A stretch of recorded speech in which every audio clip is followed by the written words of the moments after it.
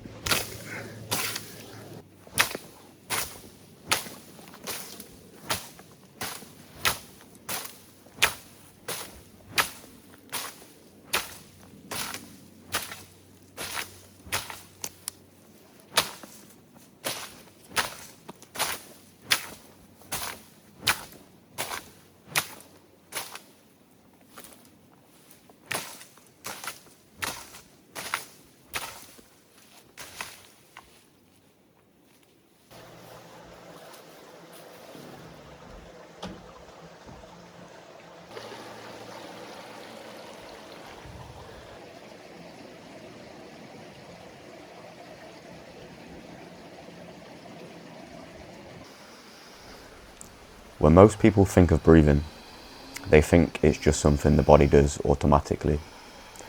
But in yoga, the breath is much more than oxygen.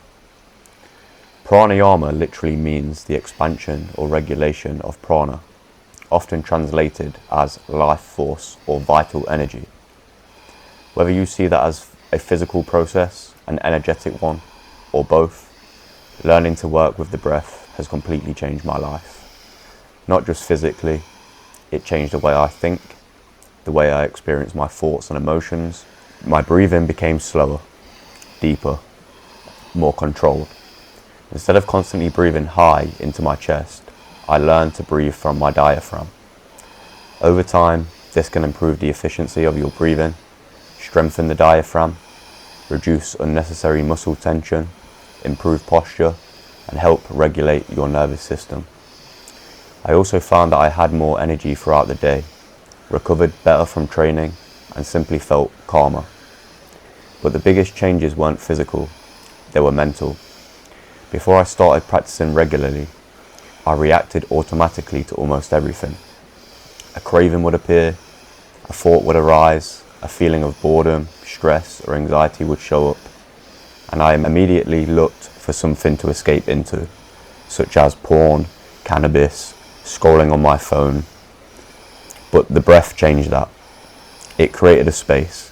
Instead of immediately reacting, I learned to simply observe what was happening.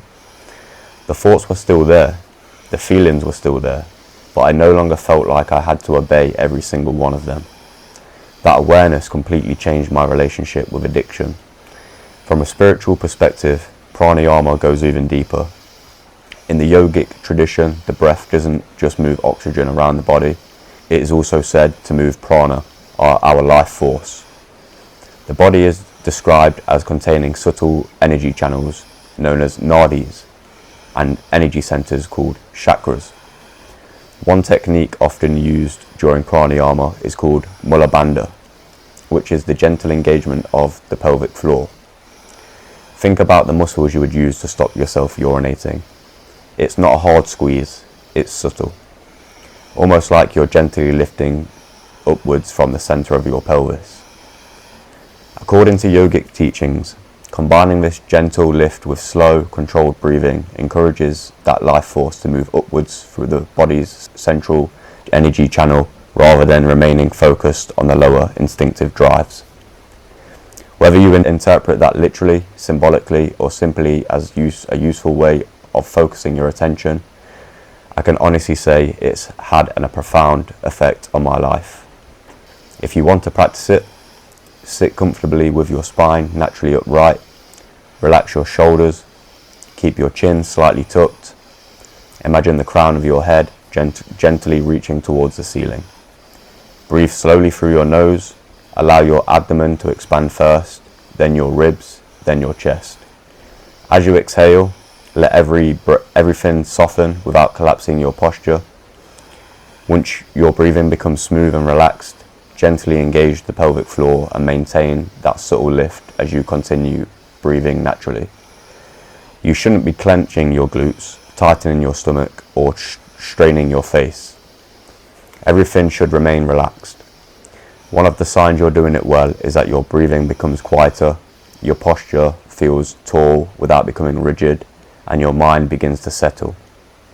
Many practitioners also describe feeling warmth, tingling, gentle vibrations, or a subtle sense of energy moving through the body.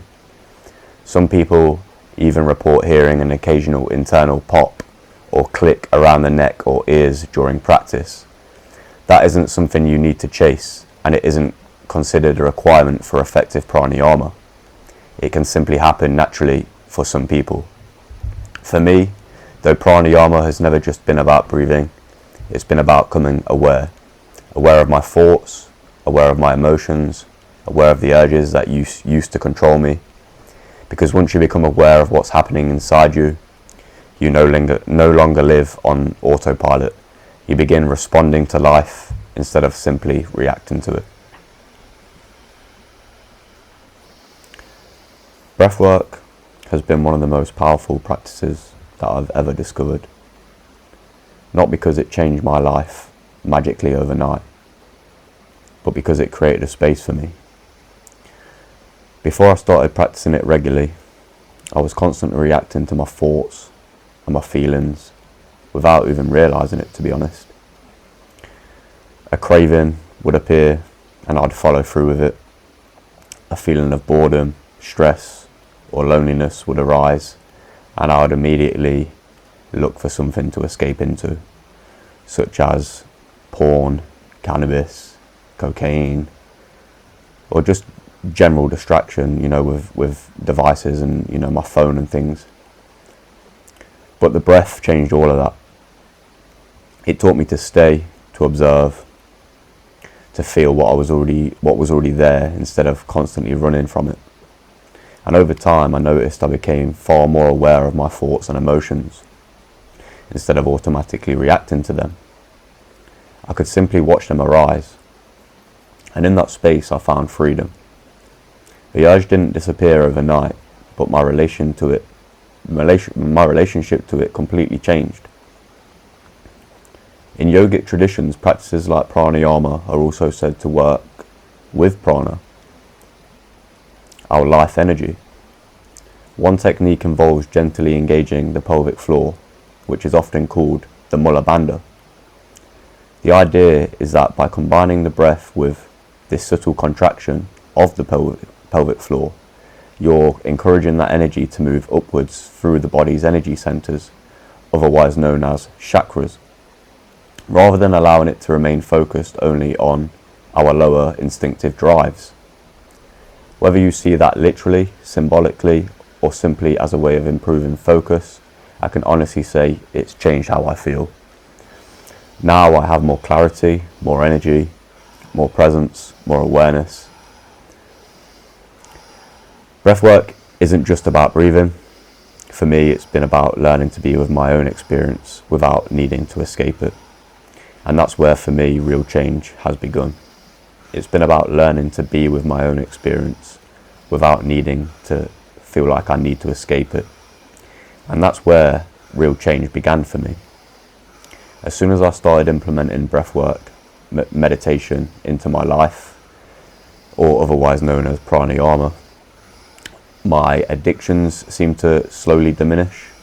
When it comes to overcoming porn addiction, cocaine addiction, weed addiction, I was able to be the observer of the urges when the urges arose. If I was practicing daily meditation at the time, I was easily be able to go without actually acting upon what it is that I felt like I wanted to do, because I got to a space where I was witnessing the urge arise and I could just sit with it and feel it until it dissipated. So I would highly recommend implementing breathwork into your life as well as meditation, and see where you go from there. If you already implement it into your day-to-day life, I'd like to hear your experience on how it's helped you. And if not, if you need some information or some guidance on it, if this video hasn't done anything, or it might have interested you into, you know, trying to implement it into your life. If you feel like you want to do it as well, you could always reach out to me, and I'll give you my best interpretation of how to do it. But the information is already there on the internet for you anyway.